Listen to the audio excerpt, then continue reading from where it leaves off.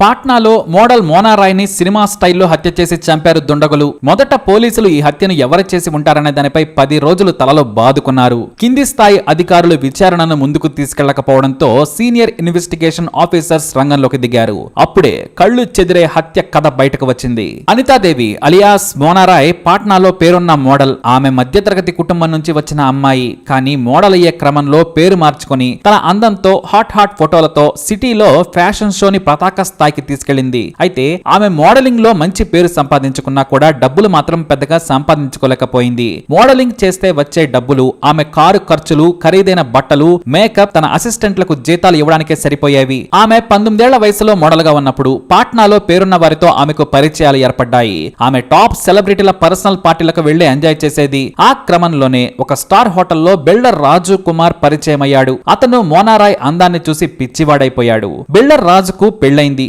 అతని భార్య పేరు శారదాదేవి. అంతేకాదు 17 ఏళ్ల కొడుకు కూడా ఉన్నాడు. కానీ 19 ఏళ్ల మోనారాయ్తో పరిచయం కాస్త స్నేహానికి దారితీసింది. అయితే నేను నిన్ను ప్రేమిస్తున్నాను, నాతో ఉంటావా అని అడిగాడు రాజు. కానీ మోనారాయ్ ఒప్పుకోలేదు. నేను ఏ పార్టీకి వెళ్ళినా సరే అందరూ ఇలాగే అడుగుతుంటారు, నాకు ఇష్టం లేదు అని చెప్పేసింది. నేను పెళ్లి చేసుకుని సెటిల్ అవ్వాలనుకుంటున్నాను, అంతేకాని నీ మాదిరిగా పెళ్లైన వ్యక్తికి దగ్గర కాలేను, నా జీవితం నాశనం చేసుకోలేను అని చెప్పింది. నీకు జీవితాన్నిస్తాను, భార్యలా చూసుకుంటానని చెప్పాడు. అయినా ఆమె మొదట ఆసక్తి చూపలేదు. దాదాపు నెల రోజులు మోనారాయ్ చుట్టూ టీనేజ్ కుర్రాడిలా తిరిగాడు రాజు. చివరకు అతని ప్రేమలో నిజాయితీ చూసి దగ్గరైంది మోనారాయ్. ఇద్దరూ కలుసుకునేందుకు ప్రతిసారి హోటల్ కు వెళ్లేవాళ్లు. స్టార్ హోటల్లో శారీరకంగా ఎంజాయ్ చేసి బయటకు ఎవరికి కూడా సంబంధం లేనట్లుగా వెళ్లిపోయేవారు. కానీ భార్య కంటే మోనారాయ్ దగ్గరే ఎక్కువగా గడపడం చేశాడు రాజు. ఆ తర్వాత మామూలు అద్దె ఇంటి నుంచి మోనాను బయటకు తీసుకొచ్చేశాడు. పాట్నాలోని సెలబ్రిటీలుండే వసంత విహార్ ఏరియాలో 50 లక్షలతో 10 అంతస్తుల ఫ్లాట్ పై పెంట్ హౌస్ ను ఆమె కోసం కొనిచ్చాడు. తన స్నేహితుడే ఆ బిల్డింగ్ ను నిర్మించడంతో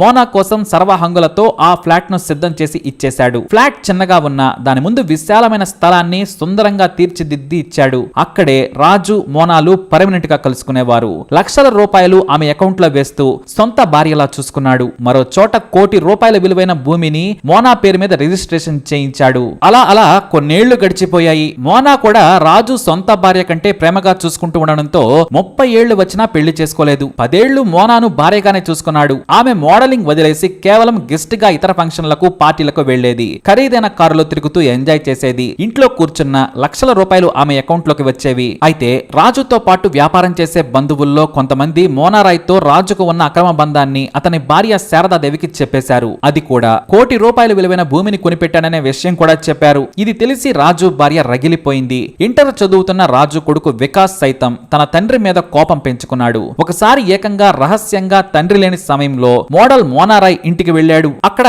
అత్యాధునికమైన ఇల్లు, సుందరంగా గార్డెన్ లా ఉన్న ఇంటిని చూసి షాక్ అయ్యాడు వికాస్. ఆ ఇంట్లో తన తండ్రికి చెందిన బట్టలు కూడా ఉన్నాయి. ఏం కావాలి అని ఇంట్లోకి ధైర్యంగా వచ్చిన వికాస్ ను నిలదీసింది మోనారాయ్. మా డాడీ ఉన్నాడేమో చూద్దామని వచ్చానని ఓపెన్ గా చెప్పాడు. మీ డాడీ ఎవరు, మా ఇంట్లో ఎందుకు ఉంటాడు, బయటికి వెళ్ళు అని మోనారాయ్ చెప్పింది. నేను రాజు కొడుకును, మా డాడీ ఎక్కడే ఉంటాడని తెలిసి వచ్చానని చెప్పడంతో మోనారాయ్ షాక్ అయింది.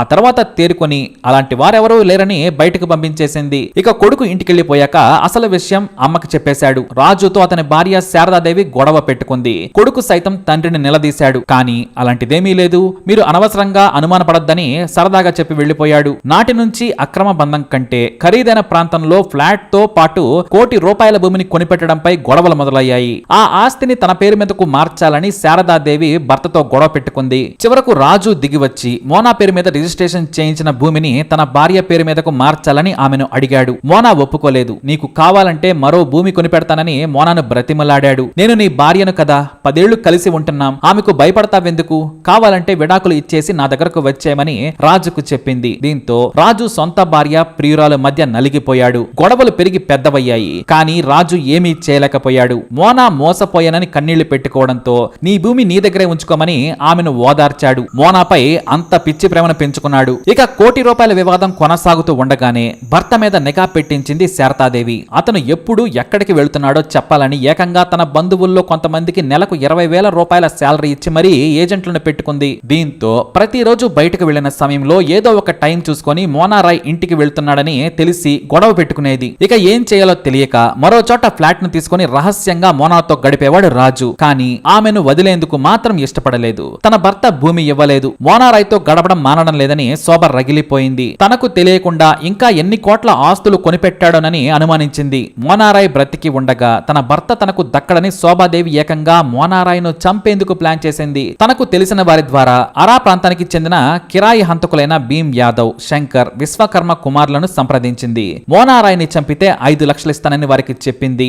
అడ్వాన్స్ గా 1,50,000 ఇచ్చేసింది. అయితే తానే చంపినట్లుగా తన పేరు మాత్రం బయటకు రాకూడదని వారిని హెచ్చరించింది. హంతకులు సరే మాకు వదిలేయమని చెప్పారు. మోనారాయ్ ఫోటోతో పాటు ఆమె ఇంటిని రాజు కొడుకు వికాస్ చూపించాడు. ఇక టర్మ్స్ అండ్ కండిషన్స్ కూడా చెప్పారు. తన తండ్రి ఆమె పక్కన ఉంటే మాత్రం అస్సలు చంపొద్దని వికాస్ క్లియర్ గా చెప్పాడు. అక్టోబర్ 12, 2021 రాత్రి సమయంలో మోనారాయ్ తన స్నేహితురాలతో కలిసి తమ ఇంటి దగ్గరలో ఉన్న రెస్టారెంట్ కు డిన్నర్ కు వెళ్ళింది. ఆ సమయంలో హంతకులు మోనాను గుర్తించారు. కానీ ఆమె స్నేహితురాలు పక్కనే ఉండడంతో పాటు జనం ఎక్కువగా ఉన్నారని చంపకుండా వెనుకడుగు వేశారు. రాత్రి 11 గంటల సమయంలో రెస్టారెంట్ నుంచి బయటకు వచ్చింది మోనారాయ్. ఆ తర్వాత తన స్నేహితురాలి స్కూటీపై ఎక్కి దగ్గరలోనే ఉన్న తన ఇంటికి బయలుదేరింది. రెస్టారెంట్ నుంచి తన ఇంటికి 5 నిమిషాల సమయం మాత్రమే పడుతుంది. సరిగ్గా స్కూటీ మీద వెళుతుండగా బైక్ మీద వచ్చిన దుండగులు వేగంగా వచ్చి స్కూటీని ఢీ కొట్టారు. వాళ్లు కింద పడగానే వెనుక కూర్చున్న హంతకుడు భీమ్ యాదవ్ తుపాకీతో దగ్గర నుంచి 4 రౌండ్లు మోనా మీదకు దగ్గర నుంచి కాల్చాడు. వెనుక నుంచి వాహనాలు వస్తూ ఉండడంతో ఆ తర్వాత వెంటనే పారిపోయారు. ఇక తన కళ్ల ముందే తన స్నేహితురాలని కాల్చడంతో పోలీసులకు ఫోన్ చేసింది ఆమె. వాళ్లు అంబులెన్స్ తో సహా వచ్చి మోనారాయ్ని ఆసుపత్రికి తరలించారు. హెల్మెట్లు పెట్టుకుని ఉన్న వారిని తాను చూడలేదని, నెంబర్ లేని హోండాపై వచ్చారని పోలీసులకు చెప్పింది మోనా ఫ్రెండ్. ఆ తర్వాత ఫోన్ చేసి మోనాను ఎవరో కాల్చారని చెప్పగానే రాజు ఆసుపత్రికి వెళ్లి ఆమెను చూసి ట్రీట్మెంట్ కు ఏర్పాట్లు చేశాడు. ఇక తనకు ఎంతో ఇష్టమైన మోనాను ఎవరు చంపారనే దానిపై మదన పడ్డాడు రాజు. మరోవైపు హంతకుల కోసం పోలీసులు విచారణ జరుపుతుండగా మోనా స్నేహితురాలు రాజు గురించి పోలీసులకు చెప్పింది. వాళ్ళిద్దరూ 10 ఏళ్లుగా కలిసి ఉంటున్నారని చెప్పడంతో మోనా ఇంటికి వెళ్లారు పోలీసులు. ఆ సమయంలో రాజు అక్కడే ఉన్నాడు. అయితే అనుమతి లేని 5 లక్షల విలువైన ఖరీదైన విదేశీ మద్యం సీసాలు మోనా ఇంట్లో లభించడంతో